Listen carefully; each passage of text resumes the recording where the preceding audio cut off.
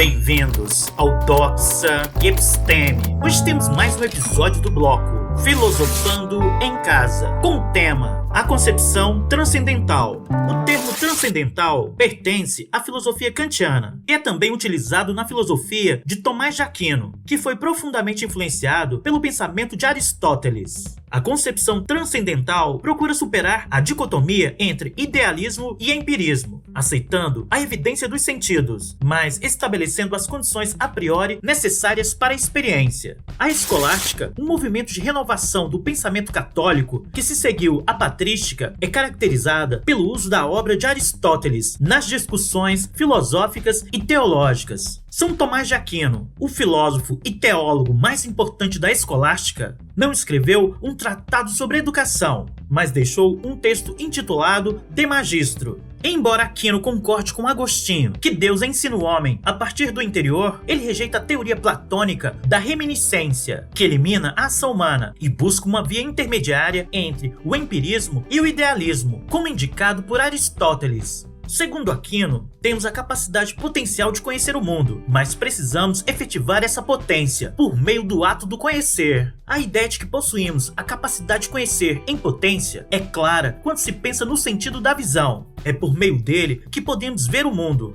mas se não abrirmos nossos olhos e não os direcionarmos ao que nos cerca, não veremos nada. Este exemplo também apresenta uma característica fundamental do conhecimento. O que vemos não é determinado pelos nossos olhos, mas há uma qualidade que não pode faltar: a visibilidade. Portanto, embora o que vamos conhecer não esteja inscrito em nossa mente, existem certas qualidades que os objetos necessariamente têm que possuir para que possamos conhecê-los.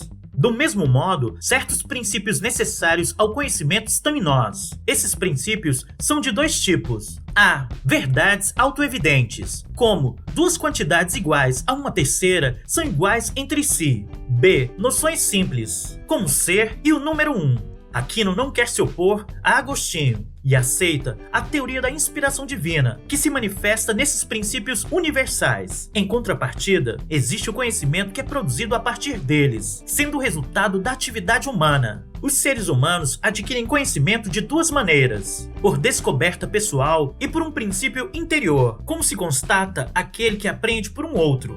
É importante assinalar, porém, que, em ambos os casos, é necessário a existência de princípios universais, e Aquino cita Aristóteles. Todo conhecimento e toda aquisição de conhecimento partem de um conhecimento pré-existente. Assim, a função do professor não é informar o aluno ou transmitir-lhe conhecimento, mas conduzi-lo, a partir do que já conhece, ao conhecimento daquilo que ignora. O filósofo indica, inclusive, o método para realizar essa tarefa, que consistiria basicamente em oferecer ao aluno problemas que possa resolver utilizando os princípios universais, que são aquilo que já sabe devido à intervenção divina. Desse modo, o aluno pode exercitar sua capacidade de aplicar aos casos particulares, aos objetos no mundo, aos fatos, os princípios universais. Kant pertence a uma tradição filosófica bastante distinta daquela de Aristóteles e Aquino, mas o incluímos nesse grupo porque também esposa a ideia do ensino através de exercícios de princípios que são necessários para a produção do conhecimento. Porém, não parece que para Kant tais princípios sejam inatos. Para designar a classe que o homem ocupa no sistema da natureza, é suficiente afirmar que ele possui um caráter que não se cria a si mesmo. E é por isso que, a partir de um animal capaz de razão, ele pode fazer de si mesmo um animal racional. A situação denota uma perspectiva fundamental para se entender a concepção kantiana do entendimento: a autonomia.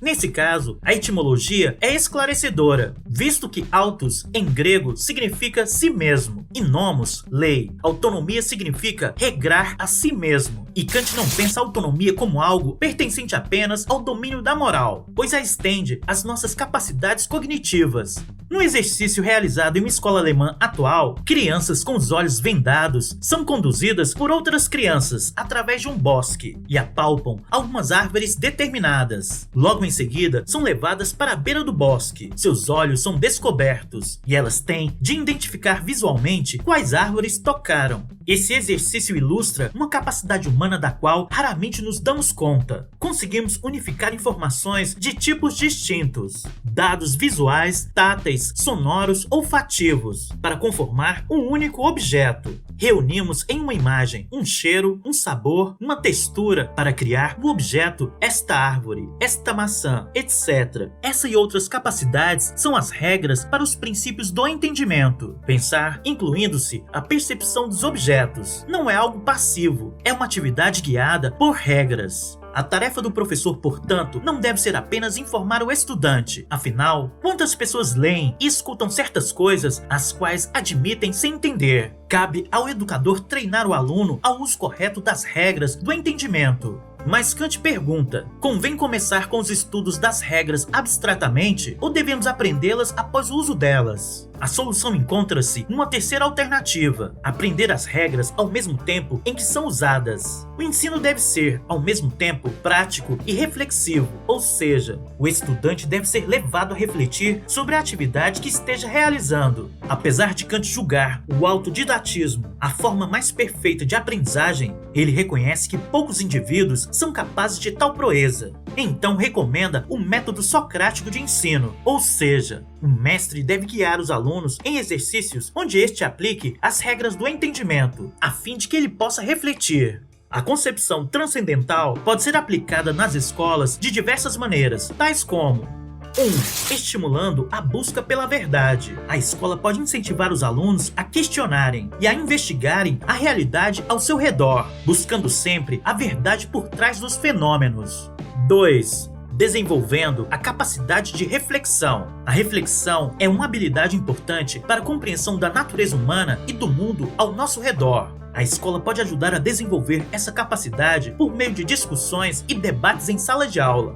3. Incentivando a criatividade. A criatividade é uma forma de transcender a realidade imediata e buscar novas possibilidades. A escola pode incentivar a criatividade dos alunos por meio de atividades artísticas e projetos multidisciplinares. 4. Fomentar a consciência crítica. A consciência crítica permite que os alunos analisem de forma crítica as informações que recebem, identificando preconceitos e discriminações. A escola pode fomentar essa consciência por meio da discussão de temas relevantes e da reflexão sobre os valores humanos. 5. Valorizando a diversidade. A diversidade é uma característica da humanidade que deve ser valorizada e respeitada. A escola pode promover a diversidade por meio da inclusão de diferentes perspectivas culturais e sociais nas atividades pedagógicas. Pois bem, por hoje é só. Muito obrigado a você que assistiu o vídeo até aqui. Caso tenha gostado, dê um like, assine o canal e compartilhe com os amigos. Todo comentário é muito bem-vindo. Um forte abraço e vitória sempre!